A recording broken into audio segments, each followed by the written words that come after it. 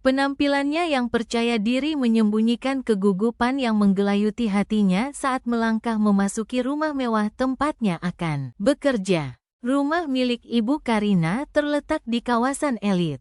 Dikelilingi taman hijau yang rimbun serta kolam renang berkilauan di bawah sinar matahari.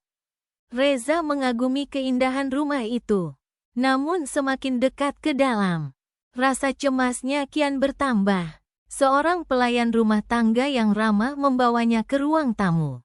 Di sana, untuk pertama kalinya, ia melihat Ibu Karina, wanita berusia 32 tahun dengan aura yang memikat. Rambutnya panjang dan berkilau. Wajahnya dihiasi dengan senyuman lembut yang terasa hangat. Ia mengenakan gaun sederhana namun elegan, memperlihatkan kesan anggun tanpa berlebihan. Reza menelan ludah, berusaha mengendalikan detak jantungnya yang tak menentu. "Selamat datang, Reza. Senang akhirnya bisa bertemu denganmu," ujar Ibu Karina dengan suara lembut. "Terima kasih, Bu Karina. Saya juga senang bisa bekerja di sini," jawab Reza sambil berusaha menenangkan diri. Setelah perkenalan singkat, Ibu Karina meminta Reza mengantarnya ke sebuah acara sosial di hotel mewah. Perjalanan di dalam mobil terasa canggung. Reza berusaha fokus menyetir, meski sesekali matanya ingin mencuri pandang ke arah majikannya yang duduk dengan anggun di sampingnya. "Reza, kamu bisa panggil aku Karina saja. Tak perlu terlalu formal," ujar Ibu Karina, memecah keheningan. Reza tersenyum kecil. "Baik, Karina." Petik 2. Obrolan mereka perlahan mencair. Reza bercerita tentang keluarganya dan perjuangannya mendapatkan pekerjaan ini. Ibu Karina mendengarkan dengan penuh perhatian. Sesekali menimpali dengan pertanyaan yang menunjukkan ketertarikannya. Saat mereka melewati taman yang indah, tiba-tiba Karina meminta Reza untuk berhenti. "Ayo kita berjalan sebentar. Aku suka suasana di sini," katanya, tersenyum. Reza mengangguk dan mereka keluar dari mobil. Taman itu dipenuhi bunga warna-warni dan pepohonan rindang. Mereka berjalan berdampingan, menikmati hembusan angin sejuk yang membawa aroma tanah basah. "Kamu suka berkebun?" tanya Karina. Matanya berbinar menatap bunga-bunga yang bermekaran. Reza mengangguk. "Ibu saya punya kebun kecil di rumah. Saya sering membantu merawat tanaman." Petik 2. "Wah, itu menyenangkan. Aku suka berkebun, tapi jarang punya waktu untuk itu," ujar Karina dengan nada penuh kerinduan. Percakapan mereka mengalir begitu alami, membuat Reza merasa semakin nyaman.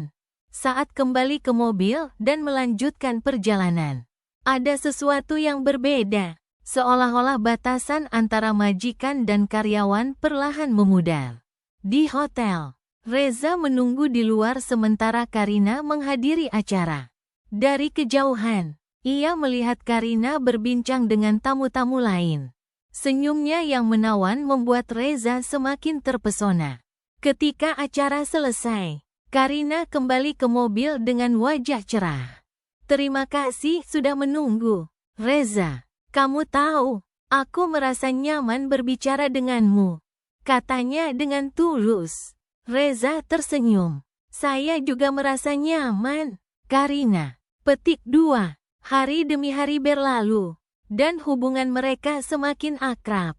Mereka sering berbagi cerita dan tawa di sela-sela perjalanan.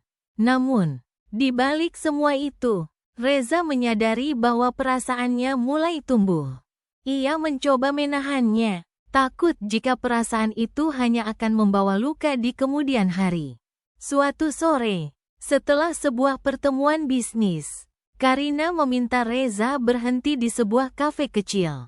"Aku ingin berbicara denganmu tentang sesuatu," katanya dengan nada serius. Reza terkejut. "Apa itu?" Petik 2. Karina menatapnya dalam. "Aku merasa kita semakin dekat, dan aku menghargai hubungan ini. Tapi aku juga takut," Aku tidak ingin melanggar batasan yang ada.